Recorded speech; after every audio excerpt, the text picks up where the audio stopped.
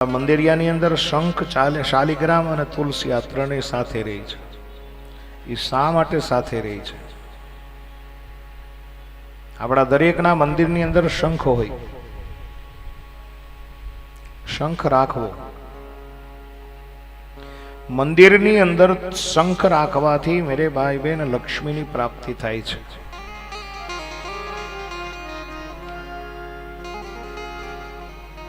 અને એમાં દક્ષિણાવર્તી શંખ હોય તો અતિ ઉત્તમ.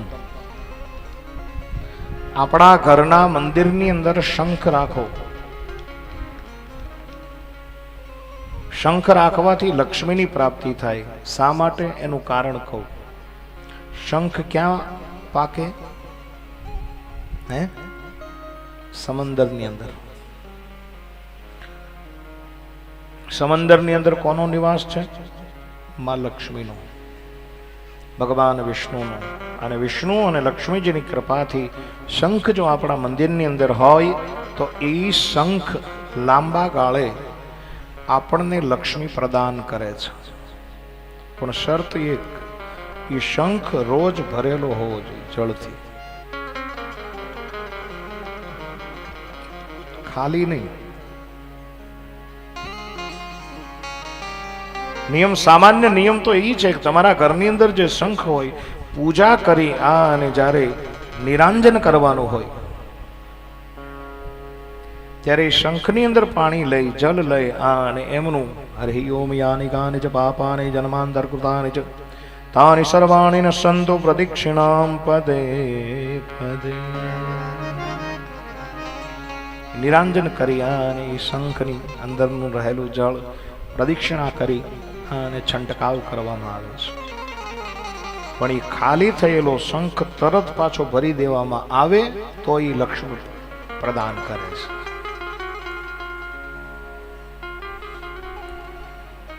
શંખ, બીજું શાલિગ્રામ. નેપાળની અંદર ગંડકી નદી આવી છે અને ગંડકી નદીના જેટલા પથ્થર છે એ બધા જ શાલિગ્રામ છે. તો આપણા મંદિરની અંદર શાલિગ્રામ ભગવાન હોય તો એ સાક્ષાત વિષ્ણુ પરમાત્માનું સ્વરૂપ છે. અને વિષ્ણુ હોય ત્યાં લક્ષ્મીને બોલાવવા નથી પડતા, આપોઆપ આવે છે. એ પણ લક્ષ્મી કરતા છે. અને મેરે ભાઈ બેન, તુલસી, ભગવાનનો ભોગ તુલસી દલ વગર શક્ય નથી. ભગવાન ખુદ એમ કહે છે કે જ્યાં સુધી મારા ભોગની અંદર, મારી સામગ્રીની અંદર જ્યાં સુધી તુલસી દલ પધરાવવામાં નથી આવતું ત્યાં સુધી ઠાકોરજી કહે છે કે એ પ્રસાદનું ગ્રહણ હું નથી કરતો.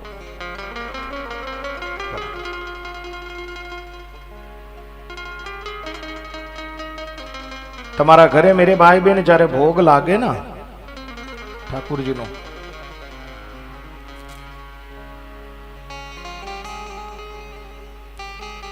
ત્યારે એ ભોગની અંદર તુલસી દલ રાખો.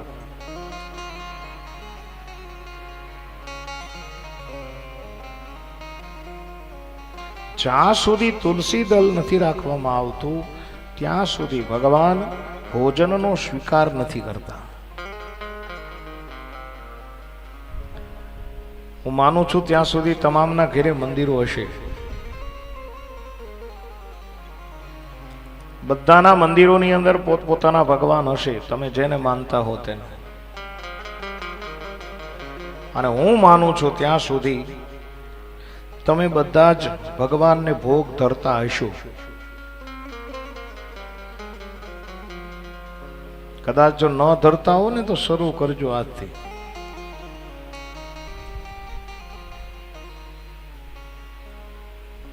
કેમ કે તમારા ઘરની અંદર ભગવાનનું રૂપ છે, તમારા અંદર મંદિરની અંદર ભગવાનનો શિવ વિગ્રહ છે, તો પછી તમારી ફરજ બને છે કે આપણે એમને ભોજન કરાવીએ.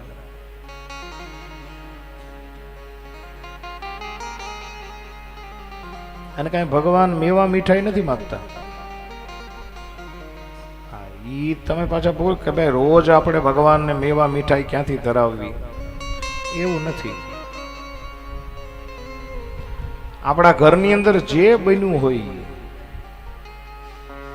ભગવાન કાંઈ એવું નથી કેતો રોજ મેવાન, મેસૂબ ને ગુલાબ જાંબુ બધું અમને ધરો. નહીં, તમારા ઘરની અંદર જે બન્યું હોય, રોટલો, શાક, દૂધ, બસ જે આપણે ખાઈએ આપણા ઈષ્ટને ધરાવવાનું છે.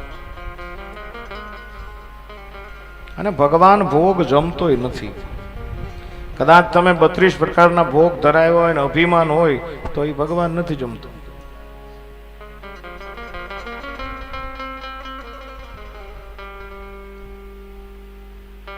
દુર્યોધનના 56 પ્રકારના ભોગને ત્યાગીને ભગવાન ક્યાં ગયા હતા? કથા તમને બધાને ખબર છે ને. 56 પ્રકારના ભોગનો ત્યાગ કરી અને અખિલ બ્રહ્માંડનો નાથ કૃષ્ણ કનૈયો ક્યાં ગયો તો? વિદુરના ઘેરે. કે બંટીનો રોટલો ને તાંજલિયા નિવાસી, બંટીનો રોટલો ને તાંદળિયાની ભાજી, બંટીનો રોટલો ને તાંજલિયાની ભાજી, બંટીનો રોટલો ને તાંદળિયાની ભાજી, રુચિ રુચિ ભોગ લગાવી એવો ધવજી હવે હાલો ને વિદુર છે. રુચિ રુચિ રોગ લગાઈ ઓધવજી ચાલો વિદુર ઘેરે આ જાય. હાલો ને વિદુર ઘેર જાઈ ઉદ્ધવજી ચાલો ને વિદુર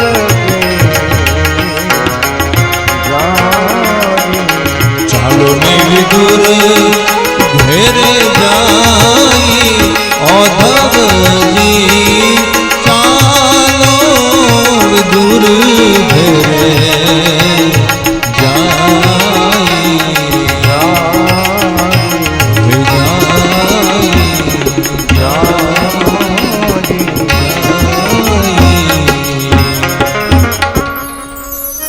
ભગવાન ક્યાં ગયા? એ ગરીબ વિદુરની ઝૂંપડીએ ભગવાન ભાજી ખાવા માટે ગયા છે. એટલે ભગવાન એવું નથી કહેતો કે મને મેવા ને મેસોબ ને મીઠાઈ ને ધરાવો તો જ હું ખાવ. ઘરની અંદર જે બન્યું હોય એ ધરાવો. આ ભોગ લગાવતા શીખો. ભગવાન વાસનાનો ભૂખ્યો છે.